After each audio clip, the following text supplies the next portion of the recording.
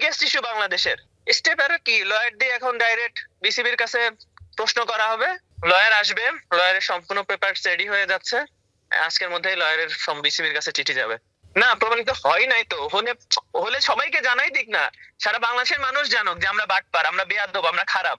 আর আমরা যদি খারাপ না হয়ে থাকি, প্রমাণিত না হবে, আমাদেরকে ছোট করা হইতেছে দিনের পর দিন। উইদাউট এনি এভিডেন্সে কিভাবে নাম প্রত্যাহার করতে পারে? যদি আমরা দোষী হই আমাদেরকে বাদ দিয়ে দিই, সবার সামনে বলে দিই আমাদের কিছু জানানো হয় নাই, কিছুই জানানো হয় নাই, শুধু এখন এখানে ড্রাফটের লিস্ট আসছে, এখানে দেখছি আমাদের নাম নাই। ফোন দিছি, কাকেও ফোন ধরে না, সিও ফোন ধরে না, ফাহিম স্যার ফোন ধরে না, মিঠু ফোন ধরে না, বুলবুল স্যার ফোন ধরে না, কেউ ফোন ধরে না। Call you later, unbelievable. না এইভাবে উইথড্র করতে পারে না, কিভাবে পারবে? তুই যে কোনো খেলায়, যে কোনো সময়, যে কোনো ব্যাপারে তোর মনে হইতে পারে সন্দেহ, তুই যদি চোখ খুলে ডান পাশে বাম পাশে তাকায় দেখ, মনে হবে সবকিছু সন্দেহ তালিকায় পড়তেছে।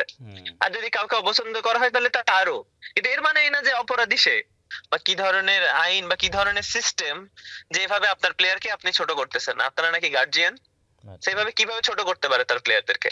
সমাজের কাছে, সবার কাছে, তার পরিবারের কাছে, সারা বাংলাদেশের কাছে, সারা ওয়ার্ল্ডের কাছে কিভাবে ছোট করতে পারে যে প্লেয়ারটা বাংলাদেশ রিপ্রেজেন্ট করে?